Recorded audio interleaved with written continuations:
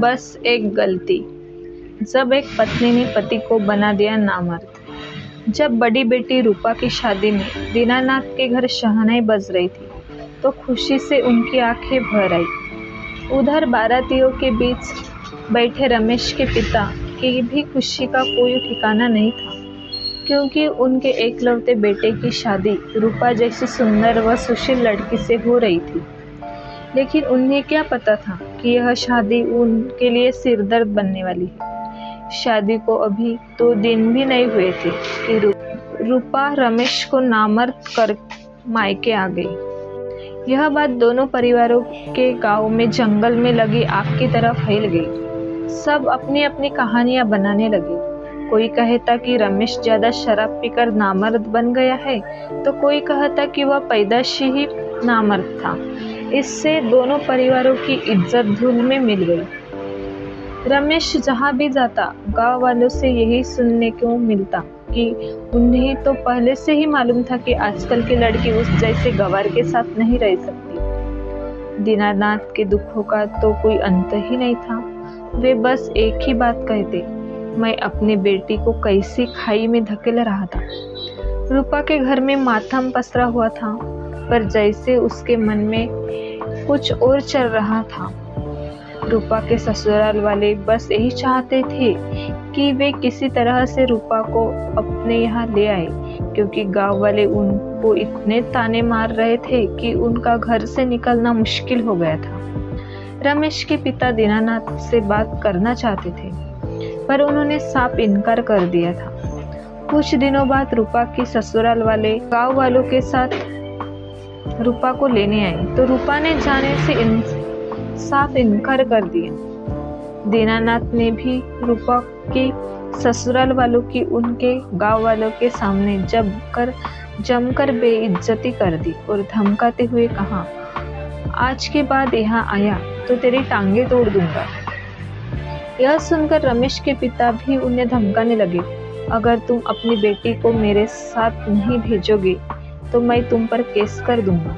दीनानाथ ने कहा, जो करना है कर ले, पर मैं अपनी बेटी को तेरे घर कभी नहीं भेजूंगा। मामला कोर्ट में पहुंच गया। रूपा तलाक चाहती थी, पर रमेश उसे रखना चाहता था। कुछ दिनों तक केस चला, लेकिन दोनों परिवारों की माली हालत कमजोर होने की वजह से उन्होंने आपस में समझौता कर लिया और तलाक हो गया। रूपा बहुत खुश थी, क्योंकि वह तो यह चाहती थी। एक दिन जब रूपा सुबह दुकान पर जा रही थी तो वहां उसे दिनेश दिखाई दिया, जो उसके साथ पढ़ता था। रूपा ने दिनेश को धीरे से कहा, आज शाम को मैं तेरा इंतजार मंदिर में करूंगी, वहां आ जाना। दिनेश ने कुछ जवाब नहीं दिया। रूपा मुस्कुराकर चली गई। जब शाम को वे दोनों मंदिर में मिले तो रूपा ने खुशी से कहा, देख दिनेश, मैं तेरे लिए सब छोड़ आई हूँ। वह रिश्ता, वह नाता, सब कुछ मेरे लिए। तुम कहना क्या चाहती हो रूपा? दिनेश ने थोड़ा चौंक कर उससे पूछा। दिनेश, मैं सिर्फ तुमसे प्यार करती हूँ और तुमसे ही शादी करना चाहती हूँ, रूपा ने थोड़ा बेचैन अंदाज में कहा। यह तुम क्या कर रही हो रूपा? दिनेश ने फिर पूछा। रूपा ने कहा, मैं सच कह रही हूँ दिनेश, मैं तुमसे प्यार करती हूँ। कल यह समाज मेरे फैसले का विरोध करे, इससे पहले हम शादी कर लेते हैं। रूपा, तुम पागल तो नहीं हो गई हो? जब गांव वाले सुनेंगे तो मुझे जान से मार देंगे, और पता नहीं मेरी माँ मेरा क्या हाल करेगी। दिनेश ने थोड़ा घबरा कर कहा, क्या तुम गांव वालों और अपनी माँ से डरते हो? क्या तुमने मुझसे प्यार नहीं किया? हाँ रूपा, मैंने तो तुमसे ही प्यार किया है, पर तुम से शादी करूंगा ऐसा कभी नहीं सोचा। रूपा ने गुस्से में कहा, धोखेबाज, तूने शादी के बारे में कभी नहीं सोचा, पर मैं से तेरे बारे में ही सोचती रही। ऐसा न हो कि मैं कल किसी और की हो जाऊं। चल शादी कर लेते हैं। रूपा ने दिनेश का हाथ पकड़कर कहा, नहीं रूपा, मुझे अपनी माँ से बहुत डर लगता है। अगर हम दोनों ने ऐसा किया तो गांव में हम दोनों की बदनामी होगी। दिनेश ने समझाते हुए कहा। रूपा ने बोल्ड अंदाज में कहा, तुम अपनी माँ और गांव वालों से डरते होगे, पर मैं किसी से नहीं डरती। मैं करूँगी तुम्हारी माँ से बात। दिनेश ने उसे समझाने की बहुत कोशिश की, पर रूपा ने अपनी जिद के आगे उसकी एक न सुनी। अगले दिन जब रूपा दिनेश की माँ से बात करने गई तो उसकी माँ ने कड़क आवाज में कहा, मुझे नहीं मालूम था कि तुम इतनी गिरी हुई लड़की हो। तुमने इस नाजायज प्यार के लिए अपना ही घर उजाड़ दिया। मैं अपना घर उजाड़ कर नहीं आई माँ जी, बल्कि दिनेश के लिए सब छोड़ आई। मेरे लिए दिनेश ही सब कुछ है। मुझे अपनी बहू बना लीजिए, वरना मैं मर जाऊंगी। रूपा ने गिड़गिड़ा कर कहा, तो मर जा, लेकिन मुझे सेकंड हैंड बहू नहीं चाहिए। दिनेश की माँ ने दो टुक शब्दों में कहा, मैं सेकंड हैंड नहीं हूँ माँ जी, मैं वैसी ही हूँ जैसी गई थी। रूपा ने कहा, लगता है कि शादी के बाद तुम में कोई शर्मलज नहीं रही है। अंधे प्यार ने तुझे पागल बना दिया है। दिनेश तेरे गांव का है, तेरा भाई लगेगा। मैं तेरे पापा को सब बताऊंगी।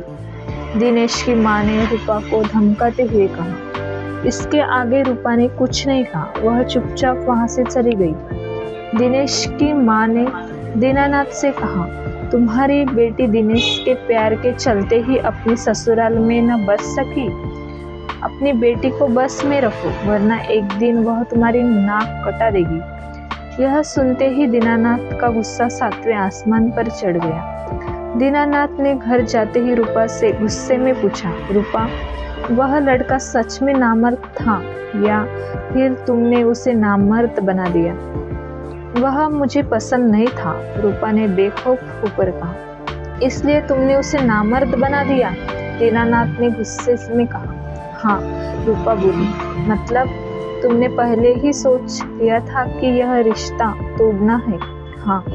फिर दीनानाथ उसे बहुत कुछ सुनाने लगे। जब तुम्हें रिश्ता तोड़ना ही था तो यह रिश्ता जोड़ा ही क्यों?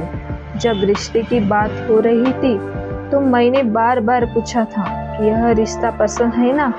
हर बार तूने हाँ कहा था। क्यों? तेरी ससुराल वाले मुझसे बार बार एक ही बात करते रहते थे कि रमेश नामर्द नहीं है, पर मैंने तुझ पर भरोसा करके उनकी एक न सुनी। वह मेरी मजबूरी थी, क्योंकि आपसे कहीं रिश्ता हो ही नहीं रहा था। बड़ी मुश्किल से आपने मेरे लिए एक रिश्ता तय किया, तो मैं उसे कैसे नकार देती? रूपा ने शांत लहजे में कहा, जानती हो कि तुम्हारे चलते मैं आज कितनी बड़ी मुसीबत में फंस गया हूँ।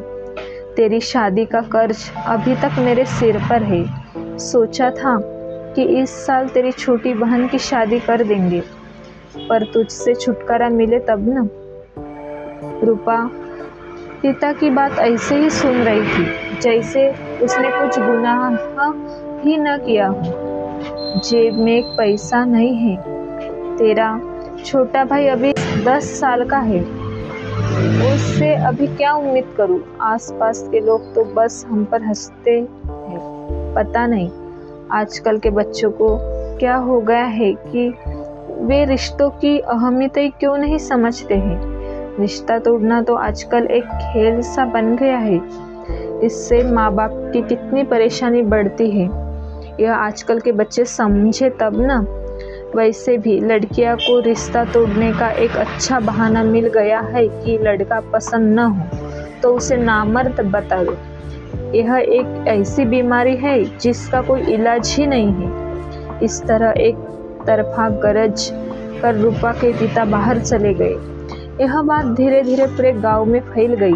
गांव वाले रूपा के खिलाफ होने लगे।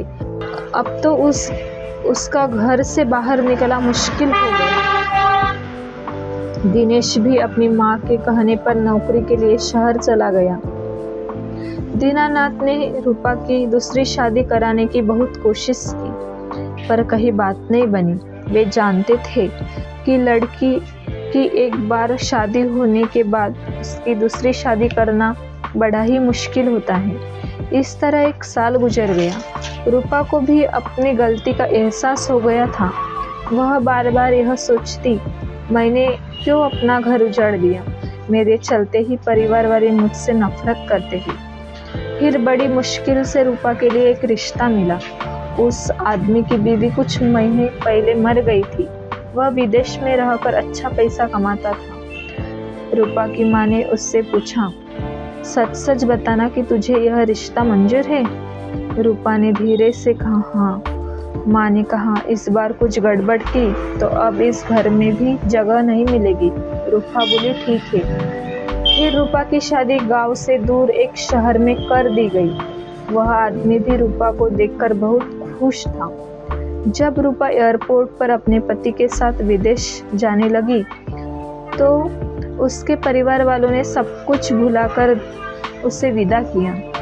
उसकी माँ ने नम आंखों से जाते जाते रूपा से पूछ ही लिया, क्या तुम इस रिश्ते से खुश हो?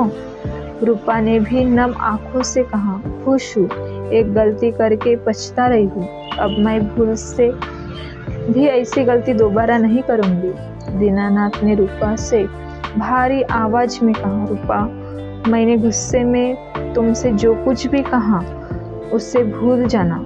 कुछ देर बाद पूरे परिवार ने नम आंखों में रूपा को विदा कर दिया।